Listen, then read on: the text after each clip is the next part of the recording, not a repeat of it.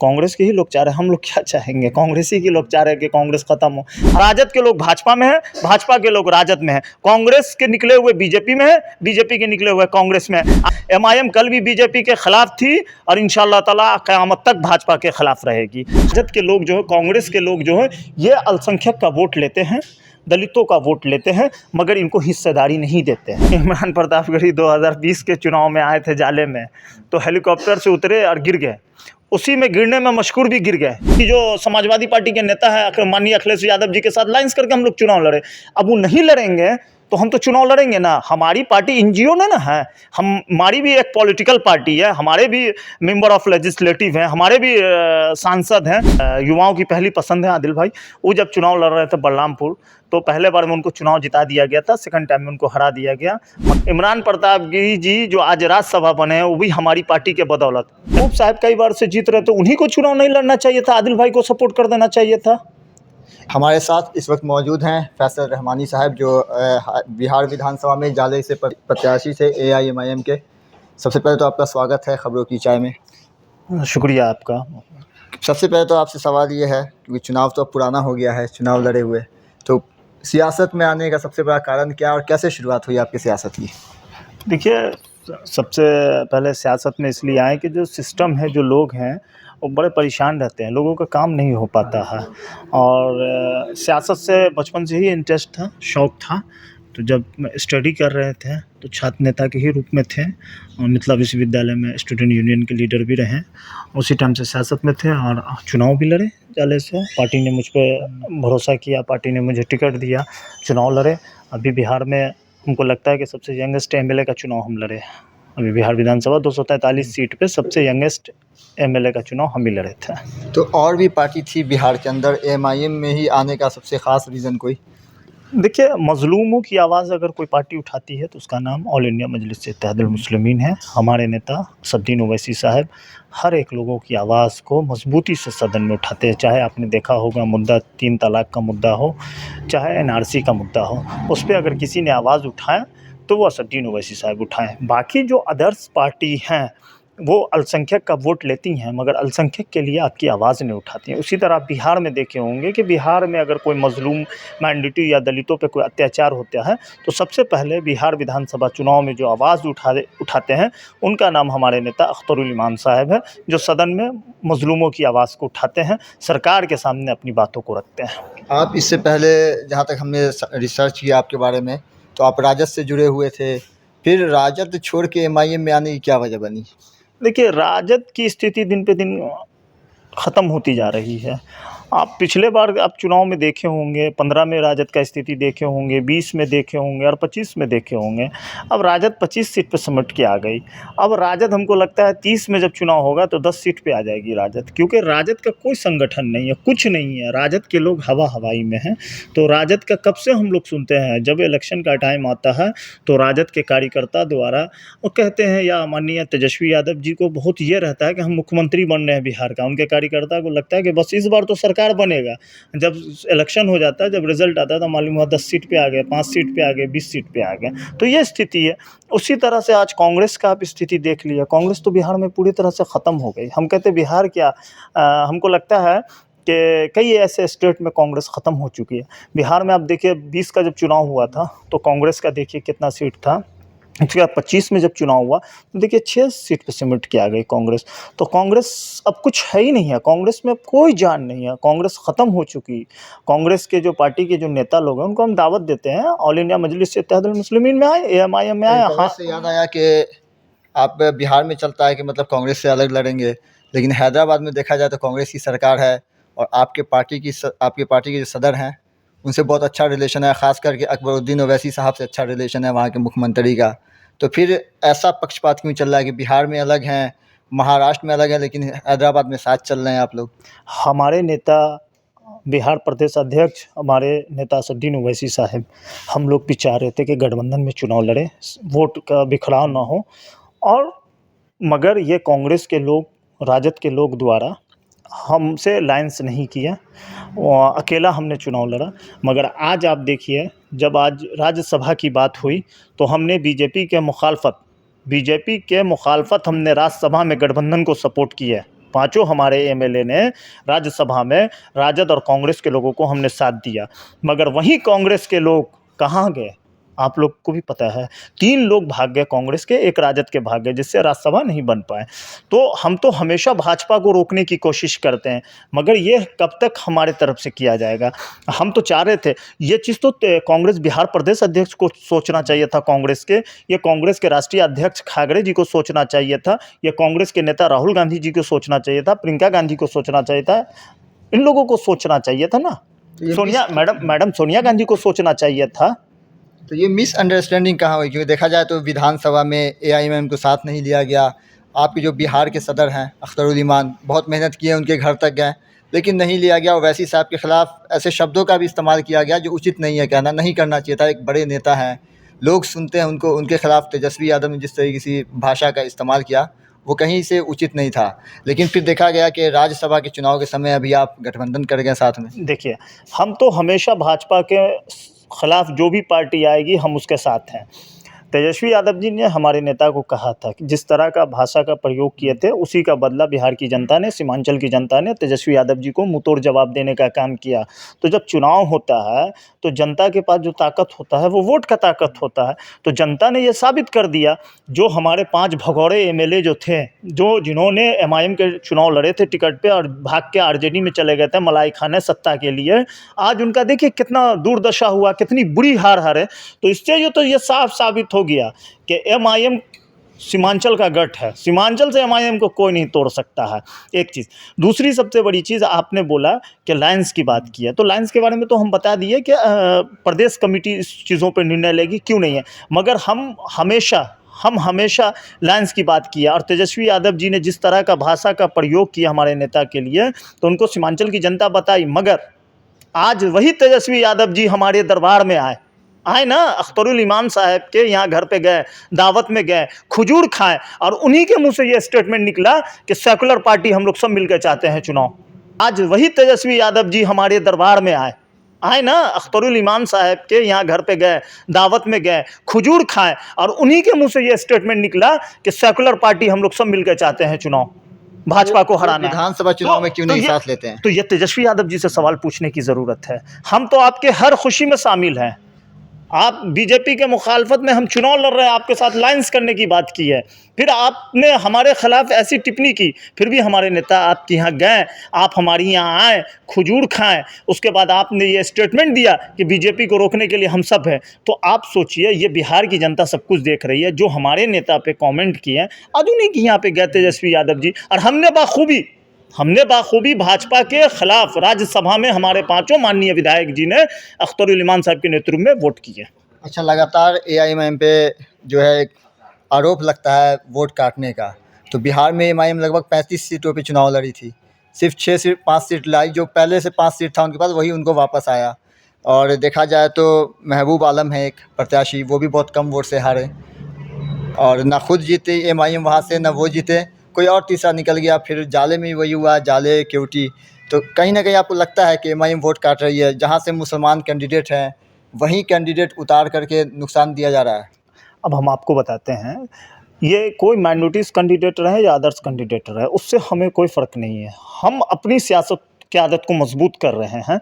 तो अगर आपको इसी चीज़ों का तेजस्वी यादव जी को डर था, तो हम तो लाइंस करने की बात कर रहे थे ना, हम नहीं चाह रहे थे। हमारे नेता तो बार बार कह रहे थे अख्तरुल इमान साहब के वोट का बिखराव ना हो, तो आपने हमको क्यों नहीं साथ में लिए? अगर आज हम साथ लड़ते तो आज तेजस्वी का ये हाल 25 सीट पे नहीं आते। आज तेजस्वी यादव जी कम से कम 70 सीट 80 सीट आज उनके पास रहता। तो उनका अहंकार उनको ले डूबा, एक चीज़। दूसरी सबसे बड़ी चीज़, हर लोगों की अपनी पार्टी होती है।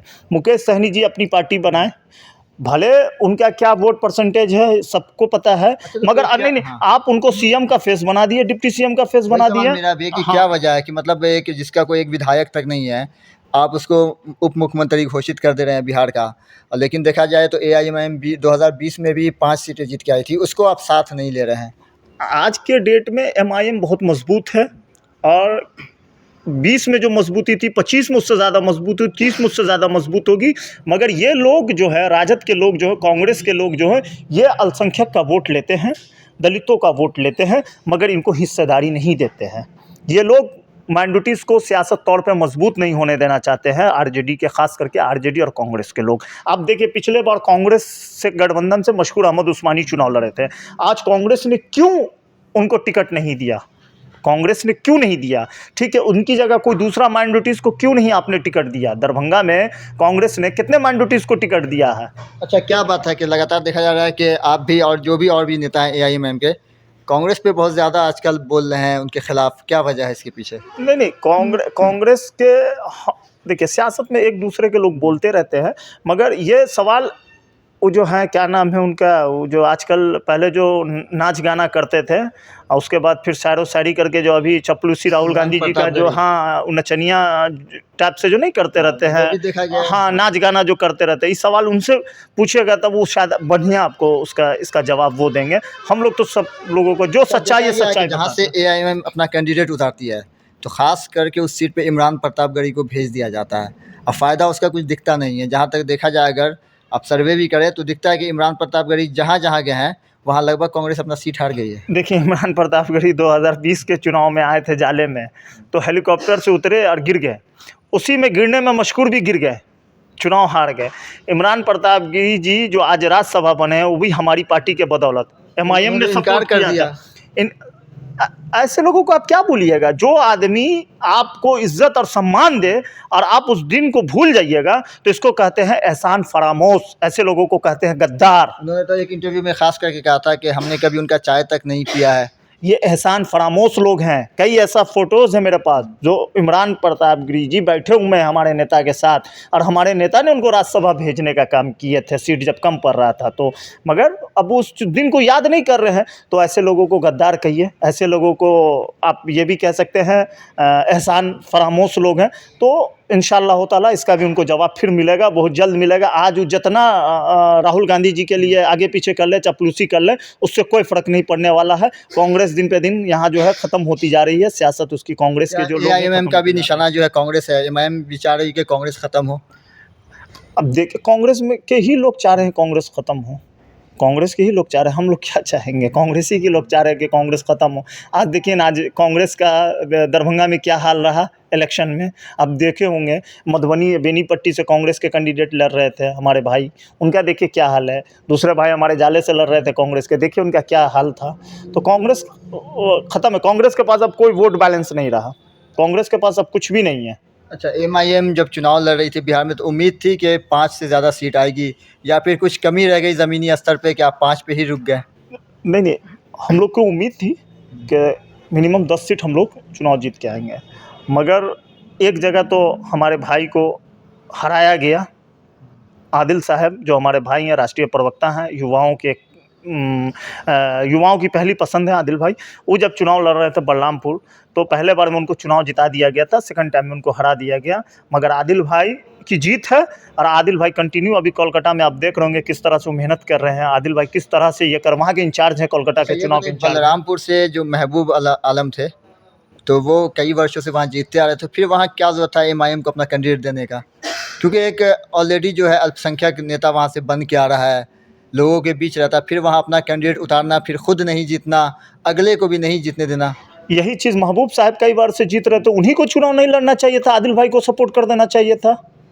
यही सवाल हम उनसे पूछ रहे हैं कि महबूब साहब सपोर्ट कर देते आदिल भाई को, कई बार तो चुनाव जीत गए, अब यूथ को भी तो मौका देते हैं। अगर ये जब बात है तो क्यों नहीं कोई लड़ेगा? आदिल भाई भी लड़े, और सेकंड पोजीशन आदिल भाई रहा, कुछ ही वोट से हार गए, 100-200 वोट से चुनाव हार गए, तो चुनाव हार के भी जीत गए आदिल भाई। जनता के बीच में मोहब्बत देखिए। अगर महबूब साहब चुनाव नहीं लड़ते, आदिल भाई को सपोर्ट कर देते, तो आज आदिल भाई 10,000 वोट से 20,000 वोट से चुनाव जीतते। तो ये तो महबूब साहब को सोचना चाहिए था। हमारे नेता तो अब लोकसभा लड़ेंगे कटिहार से, ये तो फाइनल है, आदिल साहब कटिहार से लोकसभा लड़ने जा रहे हैं। अच्छा, एमआईएम पे हमेशा एक इल्ज़ाम लगता है बी टीम का, कितनी सच्चाई है? अभी बंगाल के अंदर देखा भी गया कि पहले वो हुमायूं कबीर से गठबंधन होता है, ओवैसी साहब जाते भी हैं, सभा भी करता है, लेकिन जैसे ही एक स्टिंग ऑपरेशन होता है, खबर मिलती है कि 1,000 करोड़ रुपया जो है हुमायूं कबीर को बीजेपी की तरफ से मिला है, फिर गठबंधन तोड़ दिया जाता है। तो ओवैसी साहब जो दूरदर्शी नेता हैं, बहुत सोच समझ के फैसला लेते हैं, उनसे क्या गलती हो गई वहाँ बंगाल के अंदर? देखिए, पहली चीज़ तो हम इस वीडियो की पुष्टि नहीं करते हैं कि हकीकत है, सच्चाई है या गलत है। इलेक्शन के टाइम में ऐसा बहुत कुछ देखने को मिलता है, मगर हमारी पार्टी, हमारे नेता ओवैसी साहब ने थोड़ा इस चीज़ों का उनकी जानकारी हुआ, तुरंत गठबंधन तोड़ दिए। तो हम लोग पे कोई इल्ज़ाम नहीं है कि भाजपा की बी टीम है या बीजेपी की सी टीम है। बीजेपी की बी टीम आप और लोगों को नहीं बोलते हैं, एमआईएम ही को बोलते हैं। क्यों बोलते हैं भाई एमआईएम को? तो एमआईएम को जो लोग पसंद नहीं करते हैं वो तो इस तरह से इल्ज़ाम लगाएंगे ना। अब देख लीजिए, अल्पसंख्यक नेता सब जो होते हैं, राजद में है, कांग्रेस में है, तो अब उनको अपना फ्यूचर चाहिए, अपने बेटा का चाहिए, अपने पोता का चाहिए, अपने छरपोता का चाहिए। तो दूसरे पार्टी के नेताओं की जी हुजूरी नहीं करेंगे तो उनको टिकट कैसे मिलेगा? तो अब एमआईएम अगर मजबूत हो रही है तो उनका राजनीति खत्म हो रही है। तो अब इसलिए वो लोग का एक लबक है कि एमआईएम जो है बीजेपी की बी टीम है। उससे हमको कोई फ़र्क नहीं पड़ता। एमआईएम का एक-एक कार्यकर्ता, एमआईएम का एक-एक चाहने वाला सच्चा सिपाही सब एमआईएम के साथ है और आने वाले समय में एमआईएम मजबूत होगा। और हमारे नेता ने तुरंत गठबंधन तोड़ लिया। सच्चाई क्या है ये हम लोगों को कोई पता नहीं, हम लोगों को मालूम हुआ हमारे नेता ने गठबंधन को तोड़ लिया। एमआईएम ममता बनर्जी के साथ क्यों नहीं गई बंगाल में? ये सवाल ममता बनर्जी से पूछा जाता तो बेहतर कोशिश है। की गई एमआईएम की तरफ से? पूरी कोशिश थी। हम तो हर जगह पहले कोशिश करते हैं कि चुनाव साथ में लड़ा। अभी यूपी इलेक्शन हो रहा है, हम लोग चाह रहे हैं कि समाजवादी की जो समाजवादी पार्टी के नेता है माननीय अखिलेश यादव जी के साथ लाइंस करके हम लोग चुनाव लड़े। अब वो नहीं लड़ेंगे तो हम तो चुनाव लड़ेंगे ना। हमारी पार्टी एनजीओ ने ना है, हमारी भी एक पॉलिटिकल पार्टी है, हमारे भी मेंबर ऑफ लेजिस्लेटिव हैं, हमारे भी सांसद हैं, हमारे भी एमएलसी हैं, हमारे कई स्टेट में हमारा संगठन है, कई स्टेट में हम चुनाव लड़ते हैं, कई स्टेट में हमारे एमएलए हैं। तो हम चुनाव क्यों नहीं लड़ेंगे? क्यों हम किसी के लिए? अगर उनको इतना डर है तो वो मेरे से लाइंस कर लेना, हम लोग साथ मिलकर चुनाव लड़ेंगे, भाजपा को रोकेंगे। एमआईएम कल भी बीजेपी के खिलाफ थी और इंशाअल्लाह ताला क़यामत तक भाजपा के खिलाफ रहेगी। हमारी पार्टी के कोई बीजेपी में शामिल नहीं है और बीजेपी के कोई लोग हमारी पार्टी में नहीं है। राजद के लोग भाजपा में है, भाजपा के लोग राजद में है, कांग्रेस के निकले हुए बीजेपी में है, बीजेपी के निकले हुए कांग्रेस में है। आप उठा के देख लीजिए, मुजफ्फरपुर लोकसभा चुनाव हुआ, मुजफ्फरपुर लोकसभा में अजय निषाद जी भाजपा से चुनाव लड़ रहे थे, उनको जब टिकट नहीं मिला तो कांग्रेस ने उनको तुरंत टिकट दे दिया। कांग्रेस के निकले हुए बीजेपी में जाके चुनाव लड़ रहे हैं। तो ये लोग, हमारी पार्टी भाजपा के खिलाफ थी, है और आगे भी रहेगी। हम लोग मजबूती से लड़ेंगे। बिहार की आवाम, बिहार की जनता, माइनॉरिटीज़, दलित, हर लोगों का हमें वोट मिलेगा। हम लोगों को सदन में जाएंगे इंशाअल्लाह ताला। गरीब आवाम के लिए, मुसलमान, माइनॉरिटीज़ और दलितों के लिए आवाज़ को हम लोग सदन में उठाएंगे, उनकी हर एक मुद्दे को हम लोग सदन में उठाएंगे। एक सवाल और है ये कि मतलब क्या अदर पार्टी को ये तो नहीं लग रहा है कि जो अल्पसंख्यक वोट है, जो राजद के पास है, सपा के पास यूपी में है, बंगाल में ममता बनर्जी के पास है, तो वो अगर ओवैसी को साथ लेते हैं तो हो सकता है कि वो वोट खिसक के जो है अल्पसंख्यक का वो एमआईएम के पास जाए, ऐसा भी डर है क्या? ये सवाल तो लोगों को, बिहार में तो एक चीज़ हम देखे हैं, बिहार में माइनॉरिटीज़ जो है एमआईएम के साथ जा रही है। माइनॉरिटी, अच्छा खासा माइनॉरिटीज़ जो है एमआईएम के साथ है। क्योंकि अभी दरभंगा ग्रामीण में हमारे कैंडिडेट थे, 17,000 वोट लेके आए, एमआईएम से 17,000 वोट लेके आए। जाले में लगभग 5,000 वोट आया, केवटी में 7800 वोट आया, मधुबनी में मेरे जो है वोट जो है 12,000 के लमसम में आया। तो हर जगह हमारा बहुत अच्छा रहा रेशियो। और आने वाले समय में हमको लगता है कि एमआईएम बहुत अच्छा, अगर कोई भाजपा को टक्कर देगी तो एमआईएम देगी। तो देखा जाए तो केवटी, जाले और दरभंगा ग्रामीण में लगभग हार जीत का भी रेशियो वही रहा है जितना वोट एमआईएम लेके आई है। तो क्या वो नुकसान जो है महागठबंधन को एमआईएम की वजह से हुई है यहाँ 3 सीट पे? ये तो महागठबंधन वाले लोग हम लोगों से ज़्यादा बेहतर समझेंगे। अगले बार ऐसी गलती ना हो, महागठबंधन के लोग इस चीज़ों का ध्यान रखें। हम तो चुनाव लड़ेंगे।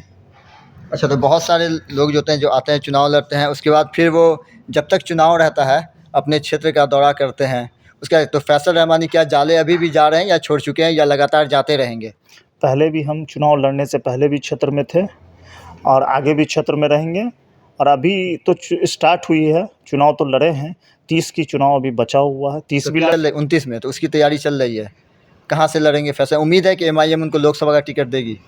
देखिए, मेरा काम है मेहनत करना, और अगर पार्टी हमको लोकसभा का उम्मीदवार मधुबनी से बनाते हैं तो हम निश्चित तौर पे पार्टी का जो फैसला होगा सराखों पे, अगर पार्टी हमको कहती है कि लोकसभा आप लड़िए तो बिल्कुल हम मैदान में हैं। अभी से हम मेहनत कर रहे हैं, ग्राउंड लेवल पे है। और जाले हो, क्यूटी हो, बिस्पी हो, हर जगह आप लोग देखते होंगे हमारा कार्यक्रम लगा हुआ है, कंटिन्यू कार्यक्रम है। कल भी हम जाले में थे, एक जगह एक हमारे पंचायत में आग लगा था, शॉर्ट सर्किट, तो वहाँ हम थे। कल भी 1-2 प्रोग्राम में हम शामिल थे। कल भी हमारा प्रोग्राम है, आज भी हयातपुर में एक प्रोग्राम है मेरा, कल दमला में प्रोग्राम है, फिर 0 माइल में प्रोग्राम है, कंटिन्यू प्रोग्राम है मेरा, बेनीपट्टी में है। तो हम मधुबनी लोकसभा की तैयारी स्टार्ट कर चुके हैं। तो क्या लग रहा है, मतलब 29 में उम्मीद है फैसल रहमानी कैंडिडेट होंगे?